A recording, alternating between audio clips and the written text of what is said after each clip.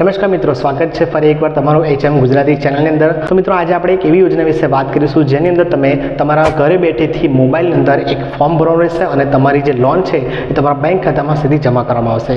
મિત્રો, આ પ્રધાનમંત્રી તરફથી એક યોજના જાહેર કરવામાં આવી છે જેની અંદર તમે 15 લાખ સુધીની લોન લઈ શકો છો અને એ પણ જેનું ફોર્મ છે એ તમે ઘરે બેઠા તમારા મોબાઈલથી ભરી શકો છો।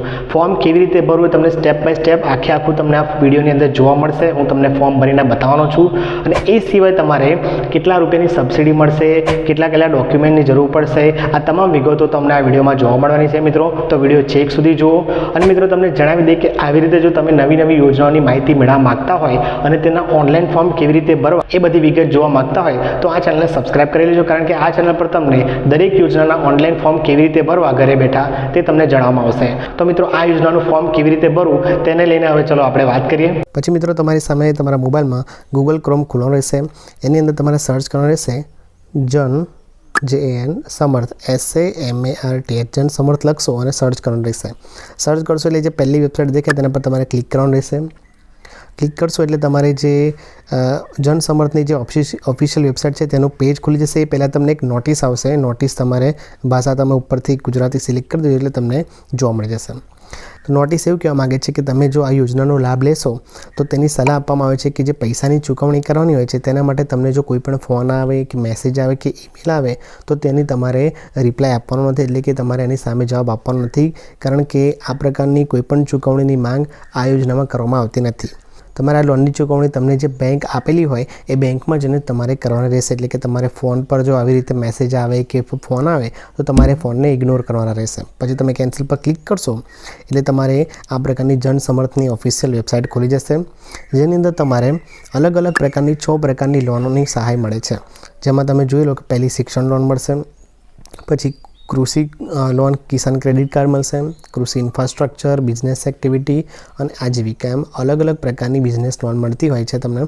તો આપણે બિઝનેસ એક્ટિવિટી જે વધારે પડતી લોકો લોન લે છે તેનું ફોર્મ ભરીને તમને બતાવીશું। એટલે બિઝનેસ એક્ટિવિટીનું લોન છે એની અંદર તમે લાયકાત પર ચેક કરશો એટલે તમારી સામે એક આ પ્રકારનું નવું પેજ ખુલી જશે। એટલે એમાં તમારી યોગ્યતા પહેલાં ચેક કરશે। મિત્રો, હું તમને જે પ્રમાણે ફોર્મ ભરતા બતાવું છું એ તમે સ્ટેપ બાય સ્ટેપ જોતા જજો અને એ પ્રમાણે ભરતા રહેજો। તો તમે જે બિઝનેસ કરવા માગો છો એ શેના માટે માગો છો, તો તમે હેન્ડલૂમ બિઝનેસ છે, મેન્યુઅલ, તો એની અંદર તમે અન્ય બિઝનેસ ટિક કરી દેજો। એના પછી તમે જે બિઝનેસ કરવાના છો એ નવો છે કે જૂનો છે તો તમે નવા પર ક્લિક કરી શકો। તમારે જો બિઝનેસ ઓલરેડી ચાલતો હોય અને લેવો હોય તો તમે અસ્તિત્વમાં છે પર ટિક કરી શકો છો। તમે ધોરણ 8 પાસ કર્યું છે તો હા તમે ટિક કરી શકો છો। EDPની તાલીમ લીધી છે। EDP એક સરકાર તરફથી ટ્રેનિંગ ચલાવવામાં આવે છે। જો તમે ટ્રેનિંગ લીધી હોય તો તમે હા, ના લીધી હોય તો ના પર ક્લિક કરી શકો છો। તમારા વ્યવસાયની પ્રવૃત્તિનો પસંદ કરો, એટલે કે તમે જે બિઝનેસ કરવા માગો છો એનાથી ઉત્પાદન કરવાના છો કે વસ્તુનું, એનાથી વ્યવસાય કરવાના છો કે વેપાર કરવાના, તો તમે વ્યવસાય અથવા તો સેવા પર ક્લિક કરી શકો છો। તમારું લિંગ પસંદ કરો। ફોર્મ ભરનારની જે જાતિ છે તમારે સિલેક્ટ કરવાનું રહેશે, પુરુષ હોય, સ્ત્રી હોય કે અન્ય। તમારી સામાજિક શ્રેણી પસંદ કરો, એટલે કે તમે ઓપન કેટેગરીમાં આવો છો કે OBCમાં આવો છો, તો આપણે જનરલમાં આવતા હોય તો તમે જનરલ સિલેક્ટ કરી શકો છો। એના પછી તમને પૂછેલું કે વિકલાંગ છો તો તમે ના પર ક્લિક કરી શકો છો।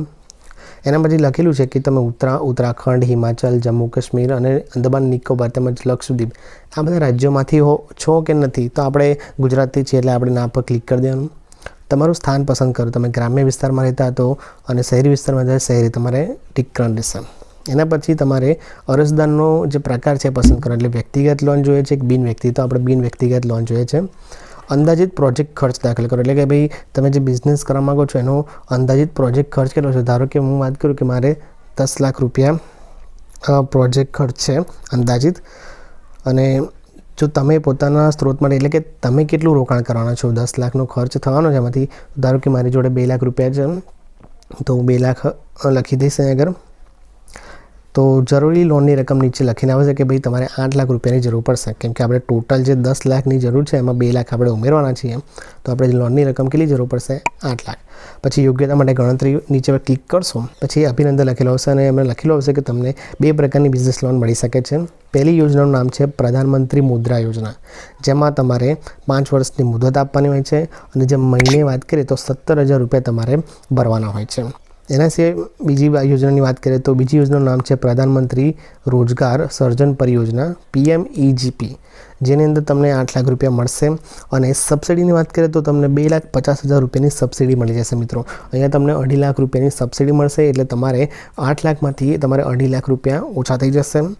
બીજી વાત કરીએ કે તમારે જે મહિને ભરવાના આવશે રકમ એ છે 8,110 રૂપિયા. એટલે મિત્રો તમારે જો સહાય ઓછાની જોતી હોય, ઓછા રૂપિયાની 2-3 લાખ રૂપિયાની, તો તમે એ પ્રમાણે અમાઉન્ટ ભરજો.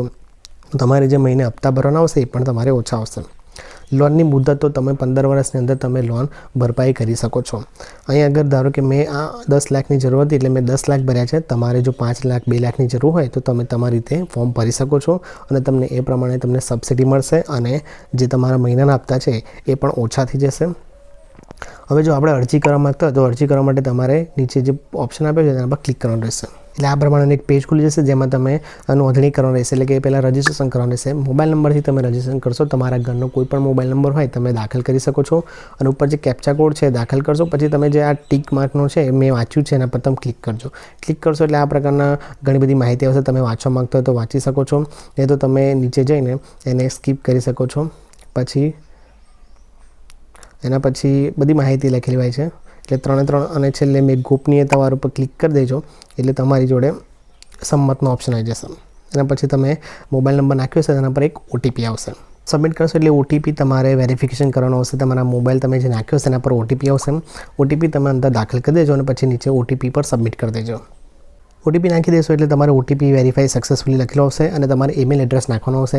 અથવા તમે સ્કીપ કરવા માગતા તો સ્કીપનો ઓપ્શન બી આવશે. એના પછી તમારી સામે એક આ પેજ ખુલી જશે જેની અંદર તમે નીચે આવશો. આપણે જે પ્રધાનમંત્રી રોજગાર સર્જન યોજના એના પર તમે નીચે જાઓ અને પછીથી તમે આગળ વધો પર ક્લિક કરો એટલે તમારી સામે તમારું ભરેલું જે ફોર્મ છે પાછું આવી જશે.